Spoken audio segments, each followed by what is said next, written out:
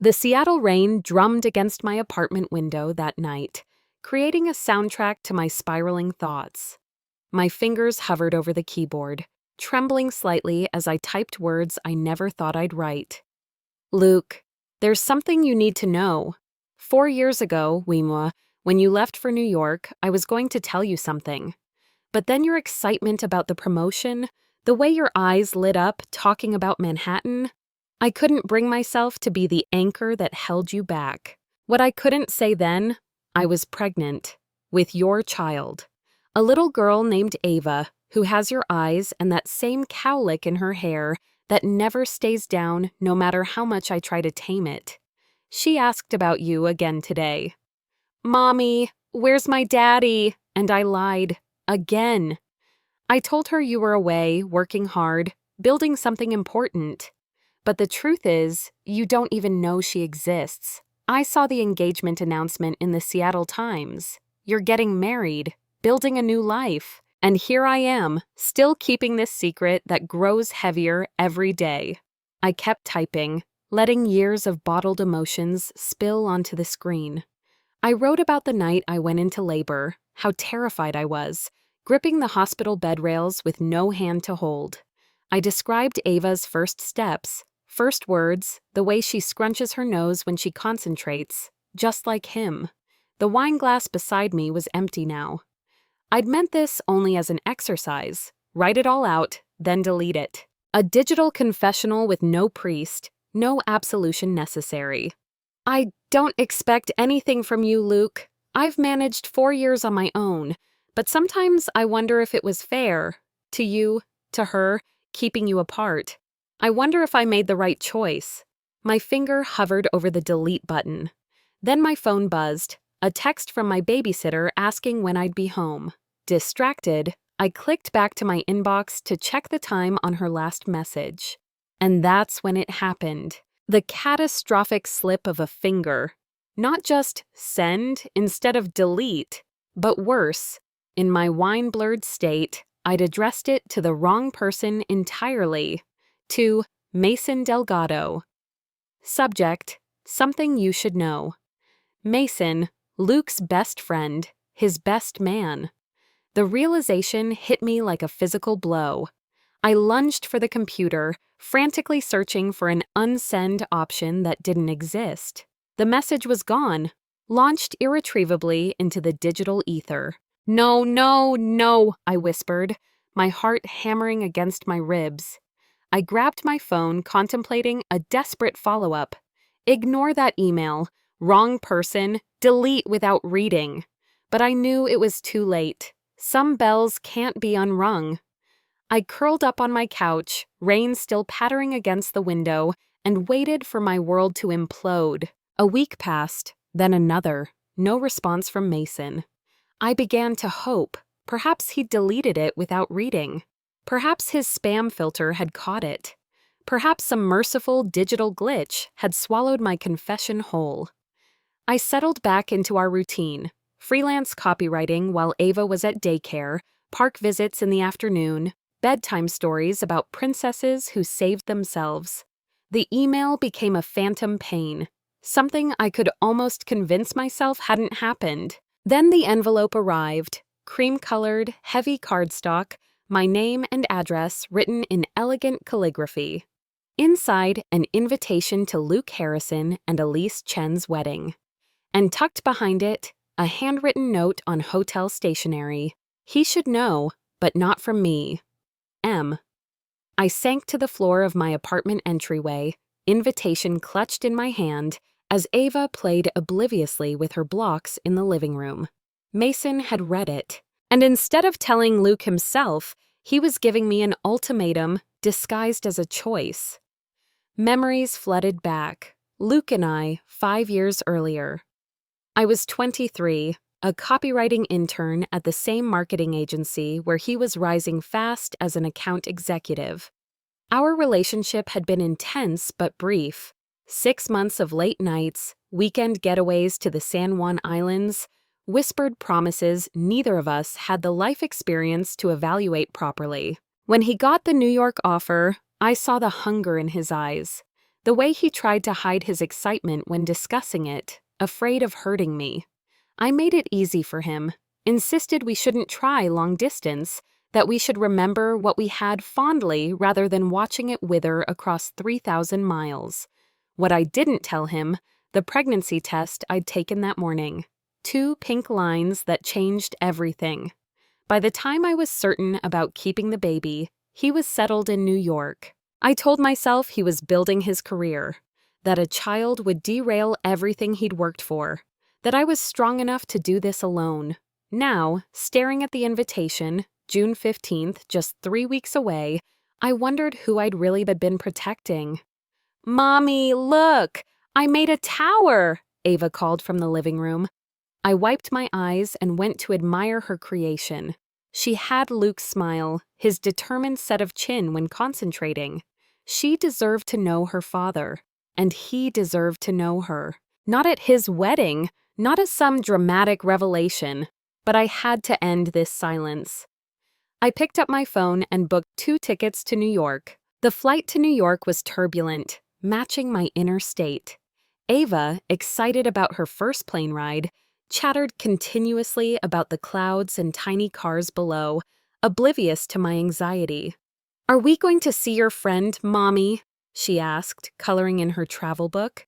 "Yes, sweetie. Some people I used to know." I hadn't told her anything about Luke yet. How could I explain something I barely understood myself? We checked into our modest hotel in Brooklyn, all I could afford, the night before the wedding. I'd emailed Mason, telling him we were coming but asking for discretion. His reply was cryptic. "Second pew from the back, left side, I'll handle it." Handle what? I wondered. But at least he hadn't told Luke. This needed to come from me. That night, I rehearsed a dozen different approaches as Ava slept beside me. Every scenario ended differently in my imagination. With Luke furious, hurt, forgiving, indifferent, none felt right. Morning arrived too quickly. I dressed Ava in her best outfit, a navy blue dress with white polka dots and a red cardigan, and myself in a simple black dress that had seen too many client meetings. Nothing about us suggested bombshell revelation. We looked like ordinary wedding guests. The ceremony was being held at the Brooklyn Botanic Garden. We arrived as other guests were filtering in, my hand tight around Ava's, heart pounding so loudly I was sure everyone could hear it. "Remember what I said, sweetie? During the ceremony, we need to be very quiet." She nodded solemnly, taking her responsibility seriously. We slipped into the second-to-last row, exactly where Mason had directed. A string quartet played softly. White flowers adorned every surface. Everything was elegant, tasteful, perfect. Then I saw him, Luke, standing at the front with the officiator and groomsmen. 5 years had added subtle lines around his eyes, but otherwise left him unchanged, confident, handsome. Completely unaware that his daughter was 20 feet away, swinging her legs on a folding chair. Mason, standing beside him as best man, caught my eye. His expression was unreadable. I managed a tiny nod. Ava tugged at my sleeve. "Mommy, are we at a party?" "It's a wedding, honey. Remember I explained about weddings? Where 2 people promise to love each other forever," she recited. Then, looking around with innocent curiosity, "Mommy, is my daddy here?" My heart stopped. "Why do you ask that, sweetie?" "Because you said he was away working. But we're away now too. So maybe he's here." Before I could answer, the music changed. Everyone stood as the bride appeared. She was stunning, willowy, radiant in a sleek modern gown, looking at Luke with such naked adoration that I felt like a voyeur. I should leave, I thought suddenly. This was a mistake. I had no right to be here, to disrupt their perfect day with my belated truth. But as I reached for Ava's hand to go, Mason stepped up to the microphone. The best man speech was beginning, and something in his stance made me freeze. "For those who don't know me, I'm Mason, Luke's best friend since college," he began smoothly. I've witnessed every milestone in his adult life, including the day he met our beautiful bride, Elise. Polite laughter, raised glasses. I remained rigid in my seat. But today, I want to talk about something else, about truth and timing and the secrets we keep from those we love. The atmosphere shifted. Luke's smile faltered. I received an email recently, an email not meant for me. Mason pulled out his phone. I debated whether to share this today, but some truths demand to be heard. No, he wouldn't. Luke, Mason read, there's something you need to know. My own words, echoing through the garden. My private pain, made public spectacle.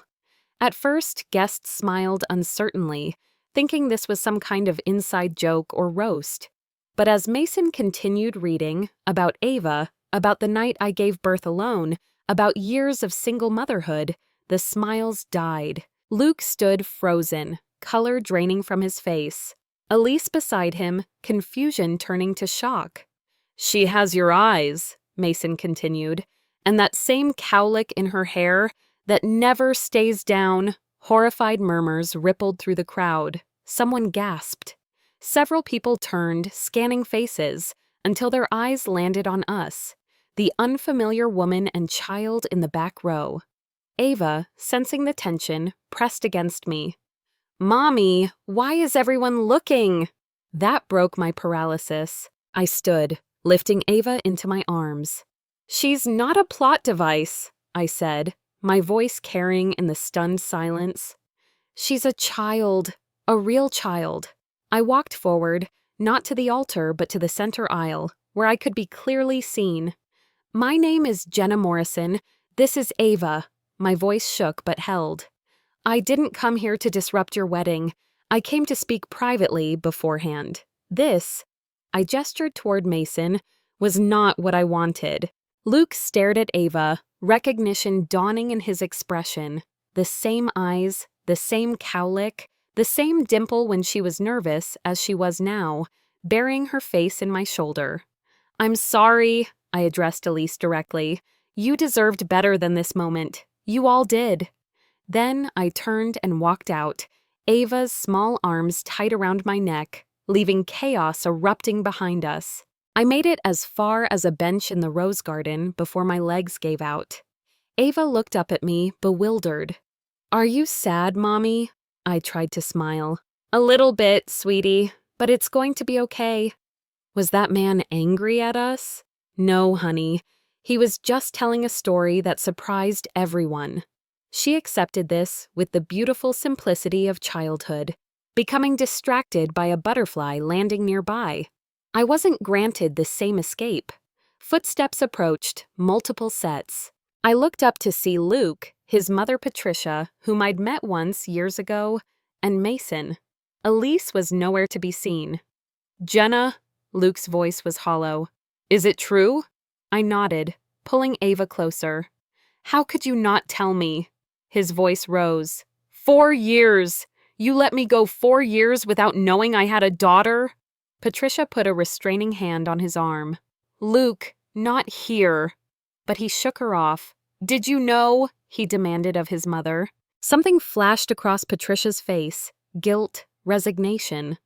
I suspected when Jenna disappeared so suddenly after you left, but I didn't know for certain. So everyone knew but me? Luke's voice cracked. Nobody knew, I said quietly. I told no one. Except Mason, apparently. That was an accident, Mason interjected. The email was meant for you, but she sent it to me by mistake. And you thought a wedding was the right place to drop this bomb? Luke turned on him. I thought you deserved to know before saying I do, Mason replied evenly. I gave Jenna the chance to tell you herself.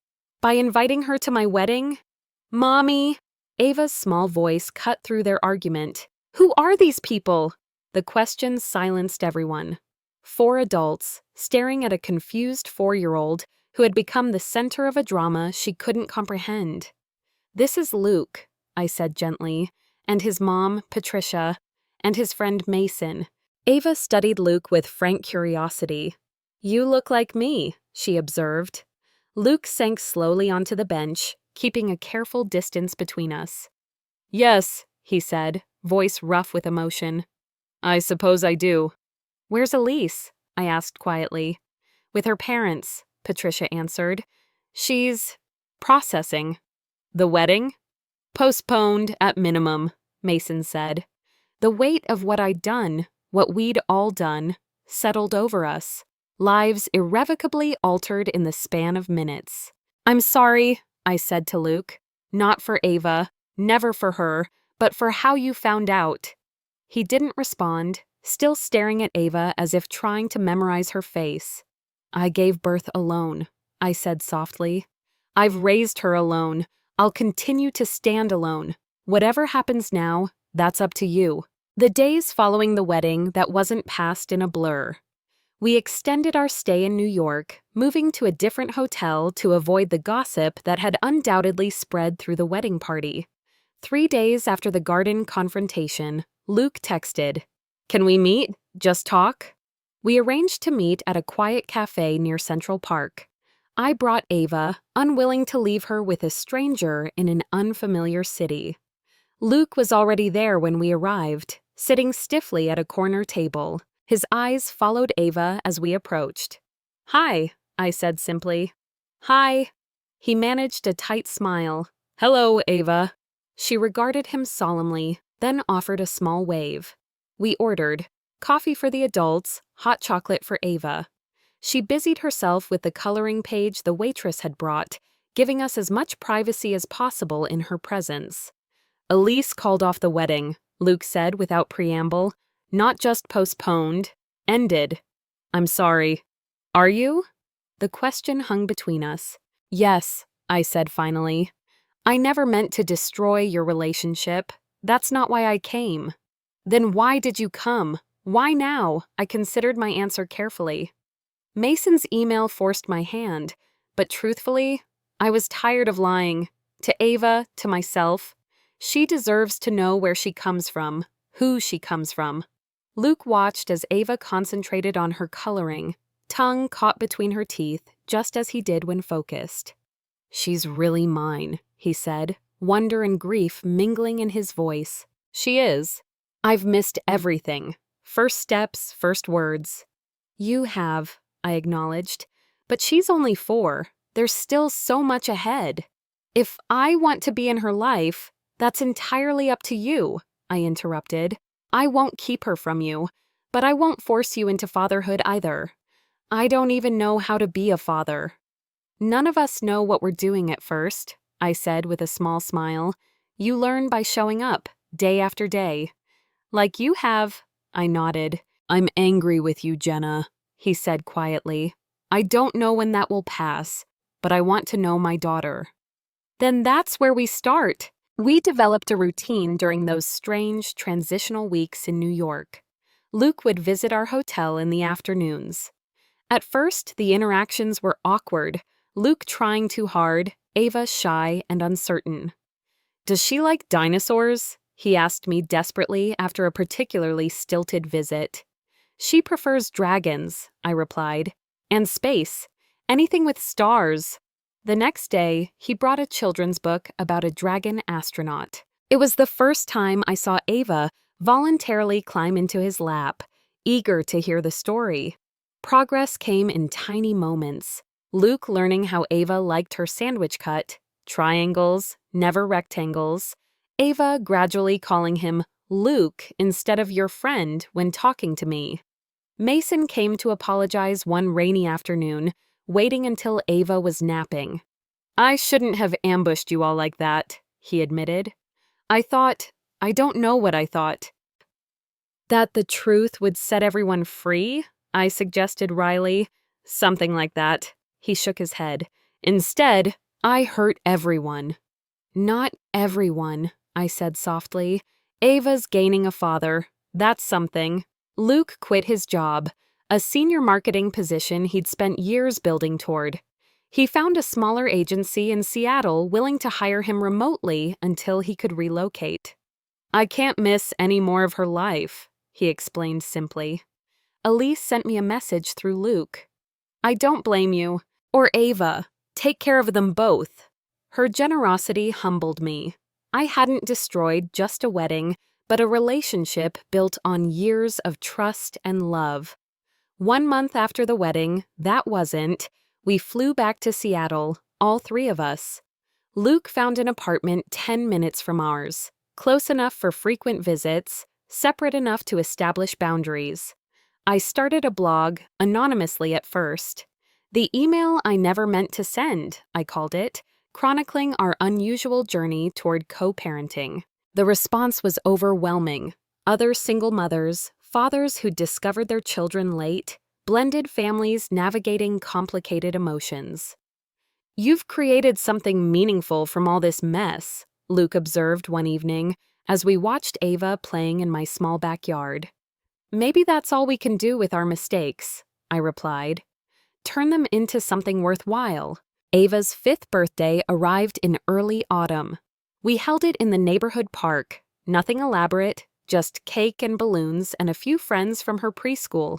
Luke arrived carrying a homemade cake alongside the one I'd ordered.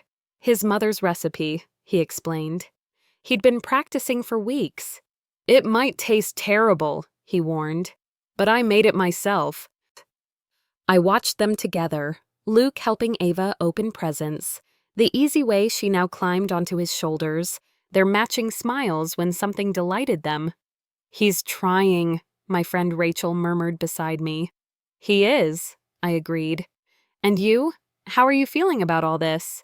I considered the question. "Lighter," I finally said, like I've set down something I've been carrying too long. Later, as the party wound down and other families departed, Luke approached me. "I've been meaning to ask, would it be okay if my mom visited next month? She's eager to meet Ava properly." The request surprised me. Patricia and I had history. Her clear disapproval when Luke first brought me home, her thinly veiled suggestions that I wasn't ambitious enough for her son. "Of course," I found myself saying, "she's Ava's grandmother." Luke nodded, relief evident. "Thank you. We're figuring this out, aren't we?" I said quietly.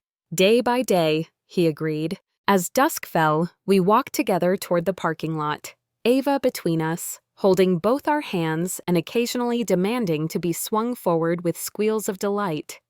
"Jenna," Luke said as we reached my car, "I know we can't go back. Too much has happened, but I want you to know I'm grateful. For her, for your strength all these years."